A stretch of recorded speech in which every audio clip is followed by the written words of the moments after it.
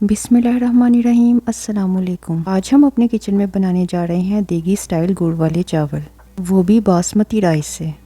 गुड़ वाले चावल तो हर कोई बना लेता है, लेकिन बासमती राइस से गुड़ वाले चावल बनाना थोड़ा मुश्किल होता है। अगर आपके गुड़ वाले चावल भी बनाते वक्त सख्त हो जाते हों, टूट जाते हों या चबाए ना जा रहे हों, तो इस वीडियो में मैं आपको ये बताऊंगी कि हम वो कौन सी गलतियाँ करते हैं जिससे हमारे चावल परफेक्ट नहीं बनते। इस वीडियो में मैं आपको वो टिप्स दूंगी जो शायद पहले आपको किसी ने ना दी हों, और इंशाल्लाह इस वीडियो के बाद आप पहली बार में ही गुड़ वाले चावल परफेक्शन से बना लेंगे। लेकिन ज़रा रुकें, अब अगर आप मेरे चैनल पर आ ही गए हैं तो ज़रा मेरे चैनल को भी सब्सक्राइब कर दें। बिस्मिल्लाहिर्रहमानिर्रहीम। तो शुरू करते हैं आज की रेसिपी। इसके लिए सबसे पहले हम 500 ग्राम के करीब गुड़ ले लेंगे और इसको एक पैन में अच्छे से पिघला लेंगे। गुड़ को पिघलाने के लिए आपने सिर्फ हाफ कप के करीब पानी ऐड करना है, इससे ज़्यादा आपने पानी ऐड नहीं करना, क्योंकि इधर हमें शीरे की क्वांटिटी कम चाहिए, बहुत ज़्यादा नहीं चाहिए। अगर आपको मार्केट से देसी गुड़ मिलता है तो बहुत अच्छी बात है, लेकिन आप किसी किस्म का भी गुड़ इस्तेमाल कर सकते हैं। दूसरी तरफ हम चावलों को बॉईल करने के लिए एक पतीले में पानी ऐड करेंगे और इसको उबलने के लिए रख देंगे। इधर मैं आपको बहुत ही ज़बरदस्त किस्म की एक टिप दूंगी, वो ये कि पानी उबलते वक्त अगर आप इसमें 2 खाने का चम्मच सिरका ऐड करेंगे तो इससे आपके जो चावल हैं वो खिले हुए बनेंगे और आपस में कभी नहीं जुड़ेंगे। पानी को बॉईल करते वक्त आप 3 से 4 अदद दालचीनी के छोटे टुकड़े, 3 से 4 अदद लौंग और एक बादियान का फूल इसमें ऐड कर दें। इससे जो चावल हैं वो बहुत ज़्यादा खुशबूदार बनेंगे।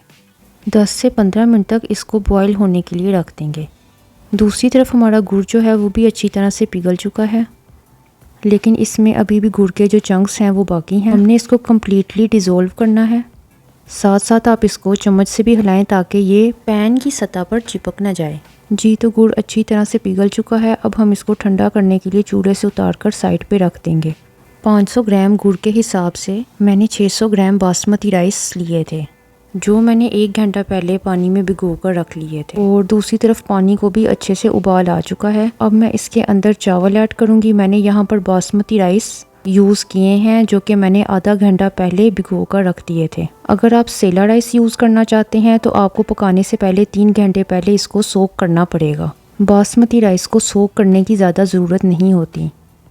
ड्राई फ्रूट्स में मैंने सबसे पहले नारियल ले लिया। इधर मेरे पास खुश्क नारियल था जिसको मैंने सारी रात पानी में भिगो कर रखा था ताकि इसकी कटिंग आसानी से हो सके। आप चाहें तो फ्रेश नारियल भी यूज़ कर सकते हैं। साथ ही मैंने बादाम और किशमिश दोनों ले ली।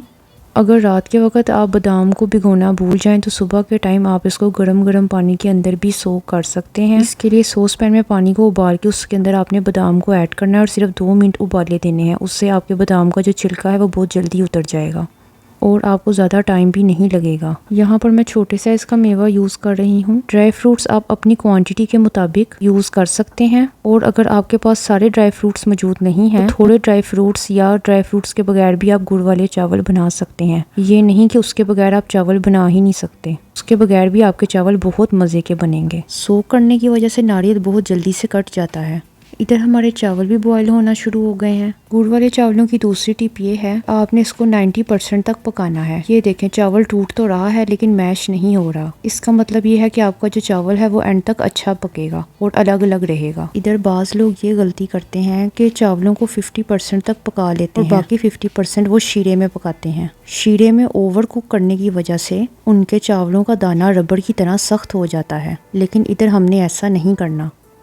अब एक अलग देगची में हम हाफ कप के करीब ऑयल ऐड करेंगे और 2 खाने के चम्मच देसी घी ऐड करेंगे। देसी घी से इसका फ्लेवर बहुत मज़े का आता है। जो मसाले आप स्क्रीन पर देख रहे हैं वो मसाले हम इसमें ऐड करेंगे। 1 खाने का चम्मच सौंफ, 3 से 4 अदद लौंग, 3 से 4 अदद सब्ज़ इलायची, 2 अदद दालचीनी के टुकड़े और 1 अदद बादियान का फूल। वैसे लोग मेजॉरिटी में सौंफ नहीं डालते, लेकिन जो सौंफ का फ्लेवर है वो गुड़ वाले चावलों में बहुत मज़े का आता है, इसलिए मैं इसमें ऐड कर रही हूँ। आप चाहें तो स्किप भी कर सकते हैं। इसके बाद जो ड्राई फ्रूट्स मैंने आपको पहले दिखाए थे वो सारे के सारे ड्राई फ्रूट्स आपने इसमें ऐड कर देने हैं।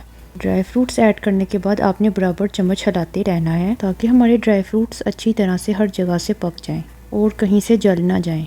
आप अपनी चॉइस के मुताबिक भी ड्राई फ्रूट्स ऐड कर सकते हैं। आप इसमें अखरोट और काजू भी ऐड कर सकते हैं, लेकिन मैंने इसके अंदर बेसिक्स इंग्रेडिएंट्स ही यूज़ किए हैं। जब ड्राई फ्रूट्स अच्छे से पक जाएं तो इसके अंदर हम हाफ कप के करीब मिल्क ऐड कर देंगे। इधर आपने हाफ कप से ज़्यादा दूध ऐड नहीं करना। जैसे ही दूध इसमें पकने लग जाए तो जो शीरा हमने गुड़ का बनाया था वो इसके अंदर हम ऐड करेंगे, लेकिन उससे पहले हम इसको अच्छे से छान लेंगे क्योंकि गुड़ के अंदर बहुत से दागेनुमा ज़रात होते हैं जिनको छानना बहुत ज़रूरी होता है। शीरा ऐड करने के बाद इसके अंदर हम अब चावल ऐड कर देंगे। याद रहे कि जब आपने इसके अंदर चावल ऐड करने हैं तो बहुत ज़्यादा चम्मच नहीं हिलाना, क्योंकि इस स्टेज पर जो हमारे चावल होते हैं वो नाजुक होते हैं। बस इसको हल्का सा पलटकर बहुत ही हल्के और नरम हाथों के साथ हमने इसको पलटना है और इसको दम दे देना है। अच्छा, इधर अगर आपने 2 से 3 किलो के करीब चावल बनाने हैं तो आप बासमती राइस यूज़ कर सकते हैं, लेकिन अगर आपने गुड़ वाले चावल ज़्यादा क्वांटिटी में बनाने हैं, जैसा कि अक्सर लोग मुहर्रमों में बहुत ज़्यादा बैच में गुड़ वाले चावल तैयार करते हैं और मुहर्रम की न्याज देने के लिए बनाते हैं, तो इसके लिए मैं आपको यही रेकमेंड करूँगी कि आप सेला चावल यूज़ करें, क्योंकि इससे आपका जो चावल है वो ख़राब नहीं होगा। जी तो फ्रेंड्स, नहायत ही मज़ेदार रसीले गुड़ के चावल तैयार हैं और जैसा कि आप देख रहे हैं कि इसका हर दाना अलग नज़र आ रहा है। ये जितने वीडियो में हसीन लग रहे हैं उससे कहीं ज़्यादा ये खाने में भी मज़े के बने हैं। इन टिप्स को फॉलो करके आप भी घर में शानदार से चावल तैयार कर सकते हैं। मिलते हैं एक नई रेसिपी के साथ, तब तक के लिए अल्लाह हाफिज़।